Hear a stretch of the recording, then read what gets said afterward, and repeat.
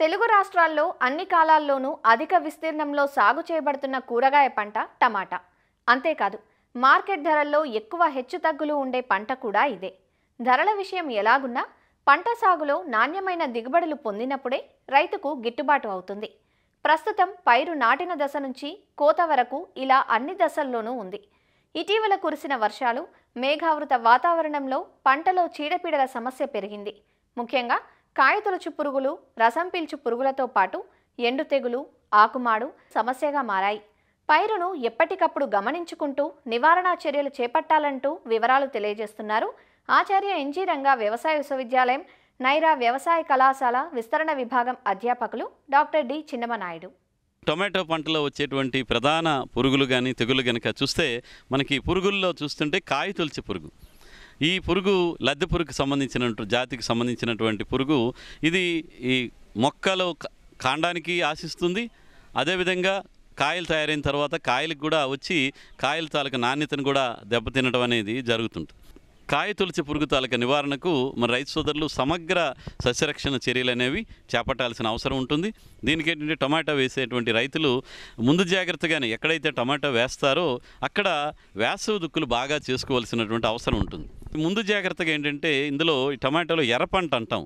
బంతి పంటను కనుక ఎర్ర పంటగా వేస్తే చాలా వరకు కాయతొలిచే పురుగు తాలూకా ఉధృతి తగ్గిపోతుంది. తగ్గడం అంటే బంతి మీద ముందు ఈ కాయతొలిచే పురుగు తాలూకా గొంగల పురుగులు బంతి పంటను ఆశిస్తాయి.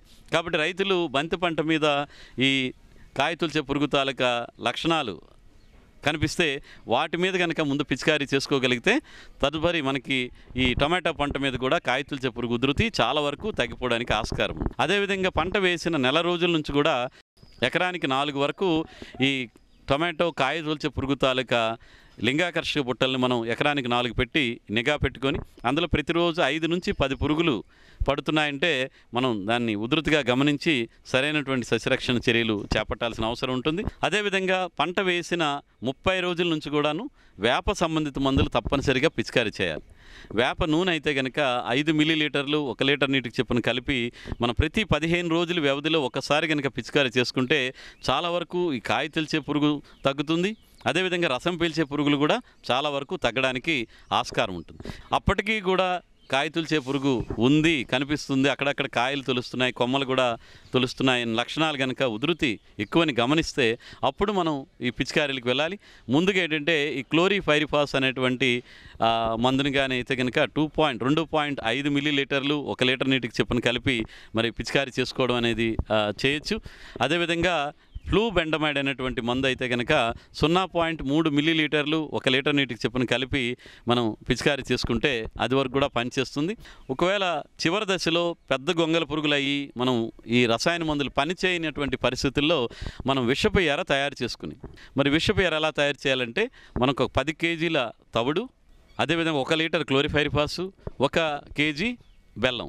ముందు బెల్లము తవుడు కలిపిస్తాము, ఒక రాత్రి ఉంచుతాము. తర్వాత ఈ 1 లీటర్ క్లోరిఫైరిఫాస్ని అందులో కలిపిస్తాము. కలిపిన తర్వాత చిన్న చిన్న ఉండలుగా చేసి మనం పొలంలో కనుక చల్లగలిగితే మనం ఈ టొమాటోలో వచ్చే కాయతొలిచే పురుగును కూడా సమర్థవంతంగా నివారించుకోవడానికి మనకు అవకాశం ఉంటుంది. ఇక టొమాటోలో వచ్చేటువంటి ఇతర పురుగులు ఏంటంటే ఈ రసం పీల్చే పురుగులు వస్తూ ఉంటాయి. తెల్లదోమ ఒకటి, పచ్చదోమ, తామర పురుగులు.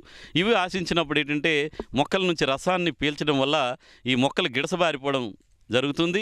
అది పూతకు రావడానికి కూడా ఆలస్యం అయిపోవడం అనేది జరుగుతుంటుంది. కాబట్టి వీటిని నివారణ కోసం మొదటి దశలోనే వేప కషాయం కనుక అందుబాటులో ఉంటే తయారు చేసుకున్నదైతే లీటర్ నీటికి 50 మిల్లీలీటర్ల చొప్పున కలిపి పిచికారీ చేసుకోవచ్చు.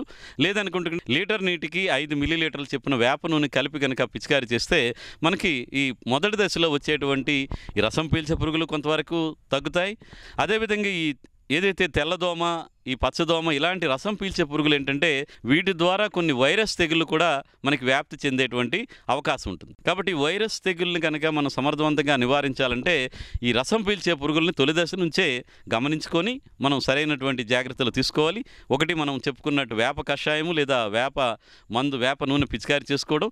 దీంతో పాటుగా ఇంకా తెల్లదోమలు కనుక ఎక్కువగా ఉంటే మనకి ఇమిడాక్లోప్రిడ్ అనేటువంటి మందుని 0.3 మిల్లీలీటర్లు 1 లీటర్ నీటిగా చొప్పున కలిపి కానీ లేదా పిప్రోనిల్ అనేటువంటి పురుగు మందుని 2 మిల్లీలీటర్లు 1 లీటర్ నీటికి కానీ లేదా థయోమిథాగ్జామ్ అనేటువంటి మందును 0.2 గ్రాములు 1 లీటర్ నీటికి చొప్పున కలిపి మనం గనక పిచికారీ చేసుకుంటే చాలా వరకు తెల్లదోమ కానీ పచ్చదోమలు కానీ చాలా వరకు మనకి నియంత్రించబడుతుంటాయి. తద్వారా వైరస్ తెగులు వ్యాప్తి కూడా తగ్గుతుంది.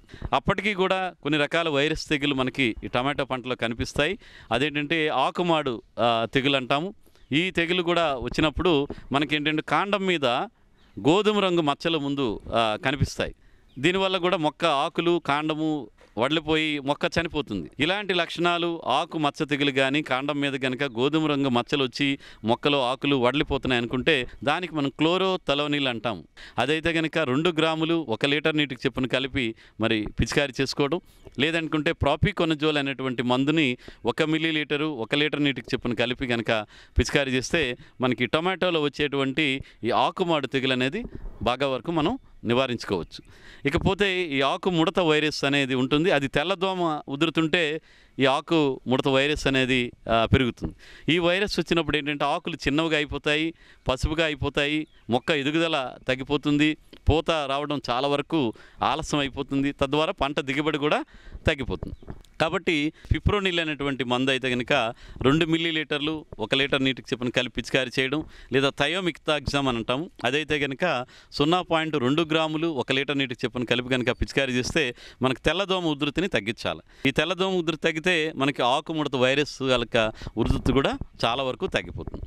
మరి రైతులు ఈ టమాటా పంట వేసే రైతులు మరి రసాయనాల మీదే పూర్తిగా ఆధారపడకుండా ఈ చీడపీడల నివారణలో సమగ్ర సస్య రక్షణ యాజమాన్య పద్ధతులను పాటించగలిగితే ఖర్చులు తగ్గించుకోవడం, అదేవిధంగా రసాయనాల వాడకం తగ్గడం, తద్వారా మంచి నికర నాణ్యమైన దిగుబడులు తీసుకోవడానికి ఆస్కారం ఉంటుంది.